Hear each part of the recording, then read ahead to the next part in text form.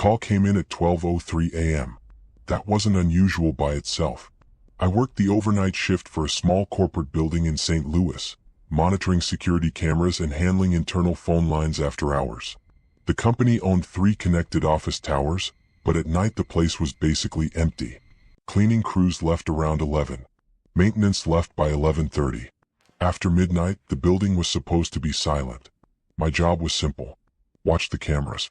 Answer internal calls if anyone from cleaning or maintenance needed access somewhere. Log anything unusual. Most nights nothing happened. The building had 186 internal phone extensions. Every office desk had one. But after midnight, no one should be using them. That's why the call stood out. My console beeped once. Extension 314. I stared at the screen. Extension 314 belonged to Conference Room B on the 12th floor. Conference rooms didn't call security. I picked up anyway. Security desk. Nothing. No breathing. No background noise. Just an open line. Hello. Still nothing. Sometimes phones glitched. A loose receiver could trigger a call if someone bumped it during the day. It happened occasionally. So I hung up. I wrote it in the log. 12:03 a.m. Internal line from 314. No response. Then I went back to the cameras. About 5 minutes later, the console beeped again. Same extension. 314. I frowned. I picked up. Security desk. Silence again. But this time something was different. There was a sound. Very faint. At first I thought it was static. Then I realized what it actually was. Air. Like the microphone was picking up a room with air moving through it. Ventilation. Conference room B had a ceiling vent directly above the phone. That meant the phone wasn't off the hook randomly. Someone had lifted the receiver. Hello. I said again. Nothing. But the line stayed open. I waited maybe 20 seconds. Still silence. Then the line disconnected. I checked the camera. Every conference room had a camera outside the door. The hallway camera outside room B showed nothing. Empty corridor. Lights dimmed to night mode. No movement. I leaned back. Maybe a cleaner had gone back upstairs and accidentally bumped the phone. Still, the cleaners were long gone. I checked the cleaning log. Last crew signed out at 10:58 p.m. No one had access after that. I made another note in the log. 12:08 a.m. Second call from 314. No voice. I switched the camera view to the 12th floor hallway and left it there. Nothing moved. The building was quiet. At 12:21 a.m., the phone rang again. 314. This time I didn't wait. Security desk. For a moment, the line was silent. Then I heard something new. Not breathing. Not air. A sound like fabric moving across a table. Slow. Dragging. Then it stopped. I sat forward. Who is this? The sound happened again. Dragging. Soft. Like someone moving their arm across the conference table. But there was still no voice. No footsteps. No chair movement. Just that slow sound. Then the line went dead again. I immediately pulled up the camera. Hallway still empty. Door still closed. Conference rooms didn't have interior cameras for privacy reasons, so there was no way to see inside. I called building maintenance. Voicemail. Of course. It was after midnight, so I did the only thing I could. I radioed the patrol guard. His name was Luis. He was responsible for walking the floors every hour. Luis, can you head to 12 and check conference room B? Anything wrong? Phone line keeps calling security. He paused. Someone in there? Don't know. He sighed. On my way. I watched the elevator camera. Luis stepped in about 30 seconds later. The elevator climbed. Floor numbers lighting up one by one. The elevator doors opened. Luis stepped out. The hallway camera picked him up immediately. Empty corridor behind him. He walked toward conference room B. His flashlight beam bounced across the carpet. Doors closed, he said over the radio. Try it. He pushed it. The door opened. He stepped inside. For a moment, the hallway camera showed nothing but the open doorway and darkness inside the room. Then Luis's voice came back over the radio. Room's empty. Phone off the hook? Hold on. There was a pause. Then he said something strange. The phone's on the table. Yeah. Receiver's in the cradle. That made me sit up. What? It's not off the hook. but it called security. Luis walked back into the hallway and closed the door. You want me to check anything else? Just look around the room. He went back inside. Another pause. Everything normal, he said. Chairs stacked. Table clean. Anyone hiding? Nowhere to hide. He came back out again. Looks like a glitch. All right, I said. He headed back to the elevator. I logged the incident and figured that would be the end of it. But at 12:47 a.m., the phone rang again. Same extension. 314. I stared at the screen. Luis was already back downstairs. Conference room B was empty. The receiver had been in the cradle. So how was the phone dialing? I picked up slowly. Security desk. This time the silence was different. There was no ventilation sound. No air. No movement. Just complete dead quiet. For almost 10 seconds.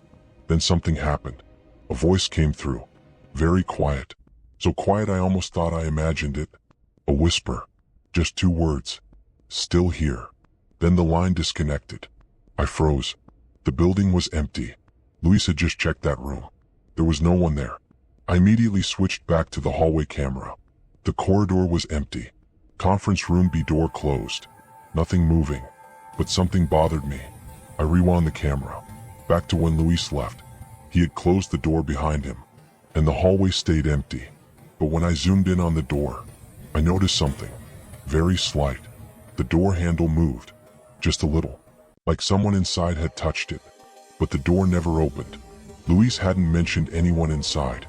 And he would have seen someone leave. At 1:02 a.m. the phone rang again. 314. I didn't answer this time. Instead I watched the camera. Nothing happened for about 15 seconds. Then the door to conference room B slowly opened. Just a few inches. No one came out. No one stood in the doorway. The door simply moved, stopped, and stayed there. I radioed Luis again. Luis, go back to 12. Again? No. He sounded annoyed but didn't argue. The elevator camera showed him going up again. When he stepped out on the 12th floor, the hallway camera showed the door to conference room B slightly open. He noticed it immediately. Door's open now, he said. Careful. He approached slowly. His flashlight beam moved across the doorway. He pushed the door open wider. Anyone in here? No response. He stepped inside. A few seconds passed. Then his voice came over the radio again. But it sounded different this time. Quieter. The phone. What about it? The receiver's off the hook now. My stomach dropped. Luis had said it was in the cradle earlier. Did you move it? No. Anyone in the room? No. He hesitated. Then he said something else. There's something weird though. What? The chairs. What about them? They're not stacked anymore. I checked the log. He had specifically said the chairs were stacked earlier. How are they now? Pulled out. Like someone was sitting? Yeah. Then Luis said something I still think about. There's one chair at the end of the table. And it's warm. I didn't know what to say. Luis stood there for a moment. Then he slowly put the receiver back onto the phone. All right, he said. That's enough of that. He left the room and shut the door. The rest of the night stayed quiet. No more calls. At 6 a.m. the day shift arrived. We reviewed the logs. Maintenance checked the phone system. No malfunction. No auto dial feature. Nothing wrong.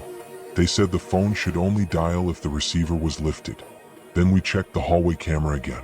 Frame by frame. Luis entering the room the second time. Door closing behind him when he left. And then, about 3 minutes later, the door opened again. Just slightly. No one visible. But something else was wrong. Inside the room where the light spilled through the doorway, one of the chairs moved. Just a few inches. Like someone had stood up. No one ever explained it. Maintenance replaced the phone a week later. But the strange part is this. After that night, Extension 314 never called security again. But every winter, right after midnight, the security console still logs something strange. Not a call. Just an entry. No phone number. No extension. Just 2 words appearing on the system activity log. Still here. No one knows what system writes it, and no one has ever found out where it comes from.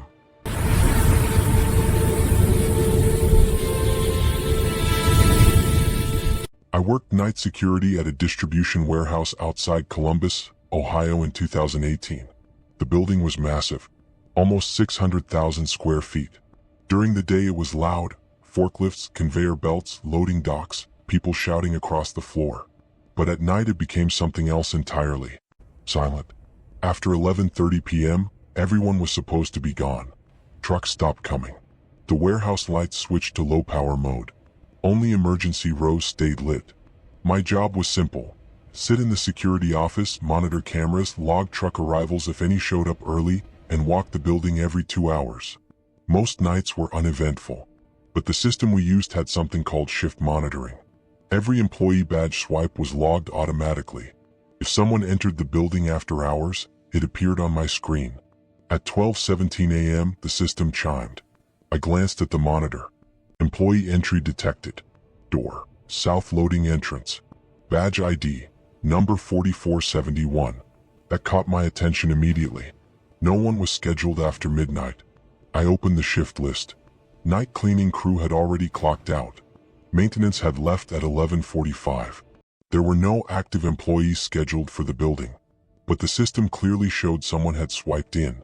Badge number 4471. I pulled up the employee database. Name, Mark Ellison. Position, forklift operator. The weird part came immediately after. Status, inactive. I frowned. Inactive meant the badge had been deactivated. Normally that meant the employee quit or was terminated. Deactivated badges shouldn't open doors. But the log clearly said the door opened. I checked the camera covering the south loading entrance. The timestamp matched the swipe, 12:17 and 9 seconds a.m. The camera showed the metal door swinging open, but no one was visible entering. I leaned closer to the screen. The door opened, then closed. That was it. No person, no shadow, no reflection, nothing. I replayed the clip 3 times. Same thing every time. The door opened by itself. I checked the access system again. Badge number 4471, entry confirmed. I picked up the radio and called the backup guard on patrol. His name was Ethan. Ethan, you near south loading? About 2 miles over. Someone just badged in. There was a pause. At midnight? Yeah. Truck driver? Employee badge. Another pause. Who? Mark Ellison. Ethan didn't answer immediately. Then he said something strange. Mark Ellison doesn't work here anymore. Yeah, I saw that. Not just that, Ethan said. He hasn't worked here for years. I pulled the employee file again. Last active employment, 2015. 3 years earlier. Still, I said, badge opened the door. Camera? No one visible. Ethan swore quietly. I'll check it. I switched to the aisle cameras leading away from the south entrance. The warehouse floor stretched endlessly between tall storage racks. Most of the lights were dimmed. Huge shadows filled the aisles. Ethan appeared on camera walking toward the entrance, flashlight in hand. His beam bounced across the concrete floor. Doors closed, he said over the radio. Anyone there? Negative. He pushed the door open and stepped outside briefly. The parking lot camera showed empty asphalt. No cars. No trucks. Nothing. He came back inside. Maybe system glitch. Maybe, I said. But I kept watching the camera. Something about the log bothered me. Then at 12:29 a.m., the system chimed again. Another entry. Same door. Same badge. Number 4471. Ethan was standing 5 feet from the door when it happened. I saw it live. The badge reader light flashed green. The lock clicked. The door opened slowly. Ethan turned toward it immediately. What the? He stepped outside again. Looked left. Looked right. Nothing. He came back in. That's not funny, he muttered. I didn't do anything. System says someone's swiping. I checked the badge record again. Same ID. Same name. Mark Ellison. Then I noticed something else. The badge photo. It was an old employee ID picture. Warehouse vest. Forklift certification sticker. Date printed at the bottom. 2014. But the picture had been marked archived. Usually that meant the employee was no longer active. Ethan, I said, come back to the office. Why? I want you to see something. 5 minutes later he walked in. I showed him the entry logs. 2 entries. Both from badge number 4471. Ethan stared at the name. Yeah, he said quietly. That's him. You knew him?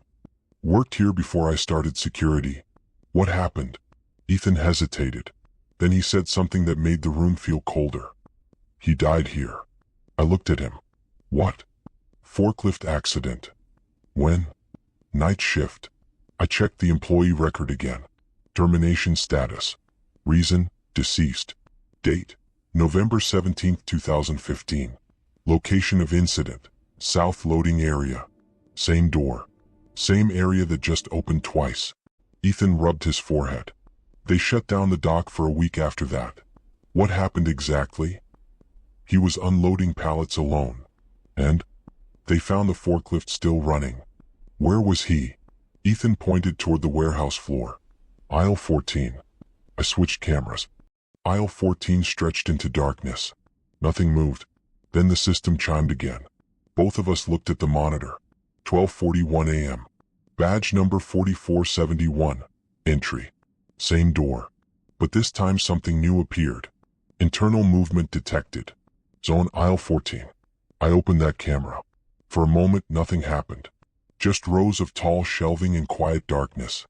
Then Ethan leaned closer. Did you see that? See what? Left side. I rewound the footage 10 seconds. Played it again. And there it was. A shadow crossing the aisle. Fast. Too fast to identify. But definitely human-shaped. I zoomed in. The camera grain made everything blurry. But something had definitely moved. And it had moved deeper into the building. Toward the forklift storage area. Ethan grabbed his flashlight. I'll check it. You sure? Probably raccoon or something. Inside a sealed warehouse?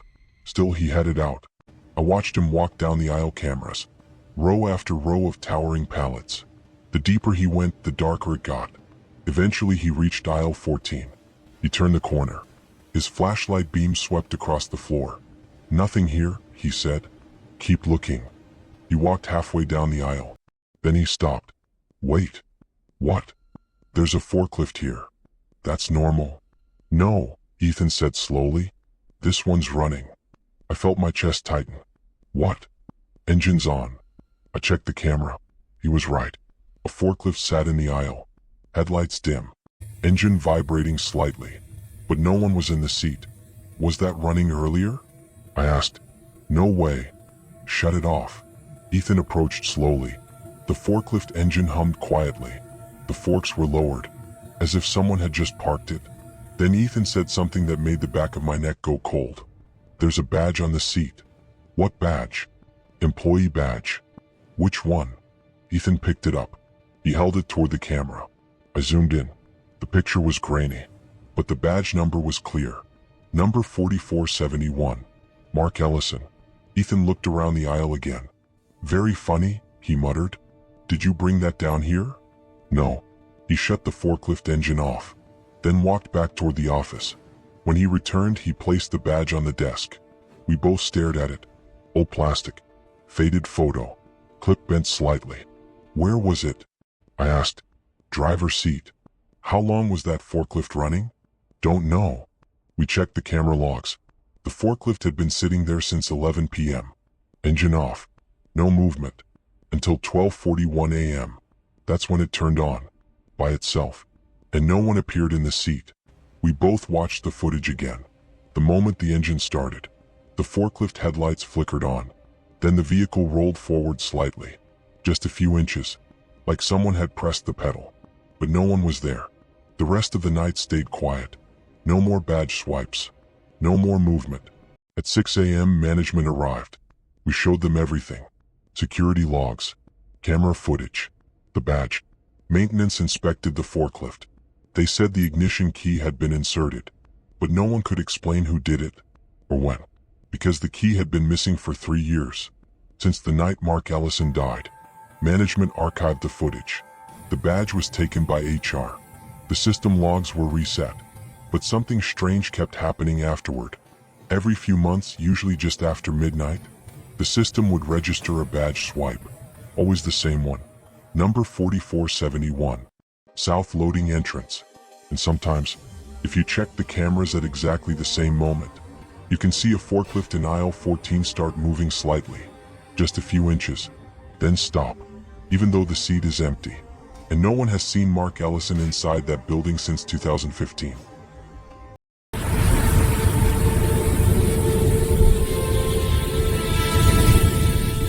I worked the overnight shift as a 911 dispatcher in Western Pennsylvania for almost 6 years. Most night shifts followed the same rhythm: quiet for long stretches, then sudden bursts of chaos, domestic calls, drunk drivers, occasional medical emergencies. But between midnight and 3 a.m., the county usually went silent. That's when the strange call came in. It was 12:11 a.m. on a Wednesday in late January. Cold night. Snow earlier in the evening. Roads mostly empty. My console beeped and the call screen popped up automatically. Incoming call, landline. Location, unknown. That was the first unusual thing. Landlines normally show an address instantly, even old ones. Cell phones can bounce towers, but landlines are fixed. Yet the location field was blank. I answered, 911, what's your emergency? For a moment there was nothing. No breathing. No background noise. Then I heard something faint. Went. Very distant wind. Like someone was standing outside somewhere. Hello? I said again. Still nothing. Then a man spoke. Quiet. Come. Someone's inside the house. His voice sounded steady but tired. Not panicked. More like someone who had been waiting a long time. What's your address? I asked. No answer. Sir, I need your address so I can send help. The wind sound continued in the background. Then he said something strange. They're still here. Who is? Silence again. Then the line disconnected. I looked down at the screen. Still no location. Just the call duration. 0:21 seconds. I tried to trace the number. The system returned an error. Origin not found. That didn't make sense. Even blocked numbers still show routing information inside the system. But this one didn't. I logged it as an incomplete call and moved on. About 15 minutes later, the phone rang again. Same tone. Same incoming screen. Incoming call, landline. Location, unknown. I answered immediately. 911, what's your emergency? The same wind sound returned. Then the same voice. They're still here. I straightened in my chair. Sir, I need your address. They're inside. Who is inside? The man didn't answer that question.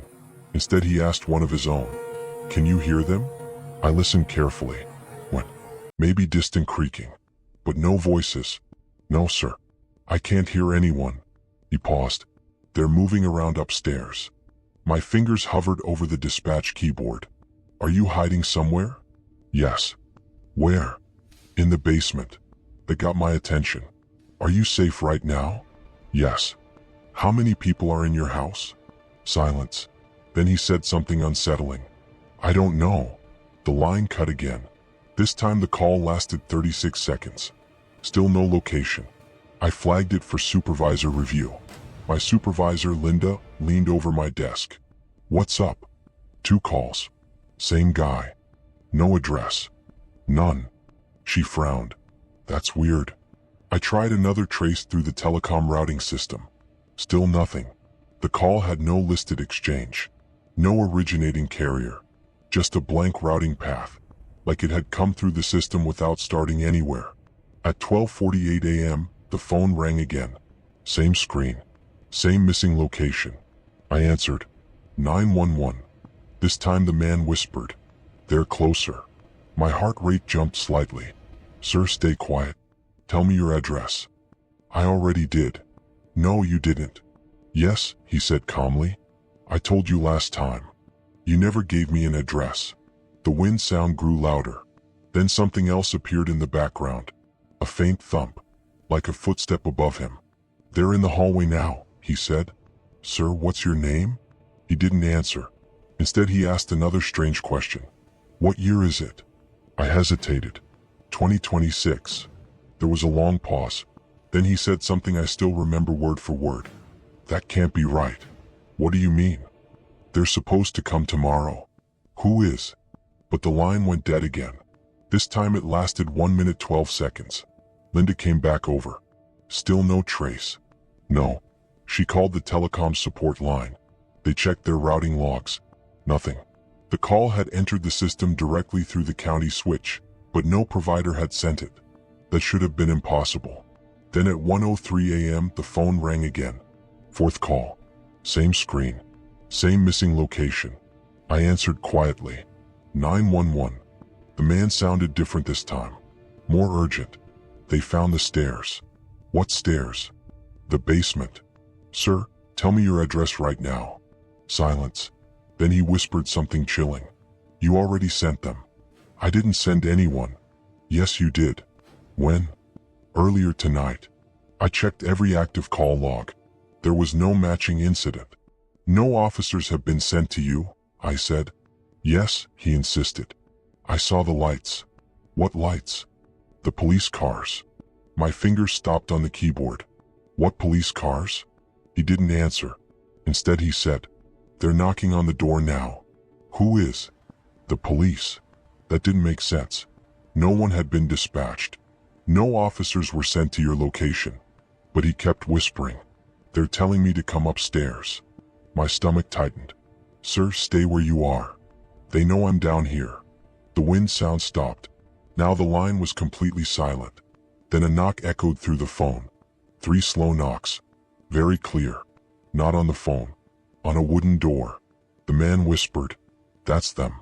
Sir, do not open that door. Another knock. Louder this time. Then a voice faintly carried through the phone. Not the caller. A different voice. Distant. Muffled. But unmistakable. Police. Open the door. I looked at Linda. She shook her head immediately. No units were out on that type of call. None. The man whispered again. They're coming downstairs. Then the call cut. I sat frozen. Linda immediately pulled every patrol unit on screen. Every officer was accounted for.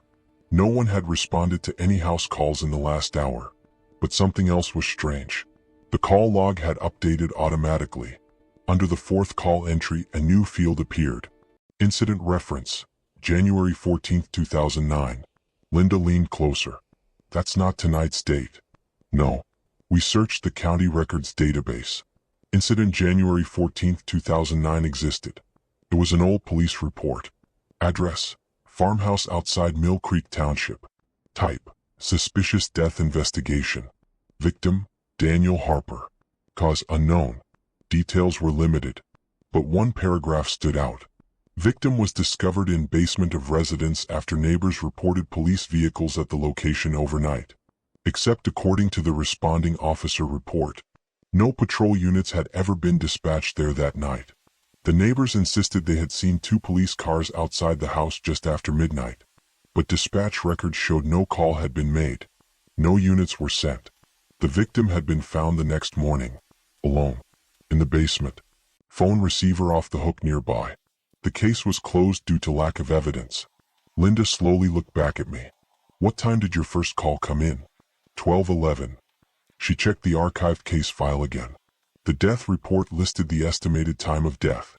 12:13 a.m. January 14, 2009. We both sat there in silence. The call logs on my screen still showed 4 calls. All labeled unknown location. And the last entry still contained the same phrase. The one the man kept repeating. They're still here. At 2:04 a.m. one final call came in. Same screen. Same unknown location. I answered. But this time the line was completely silent. No wind.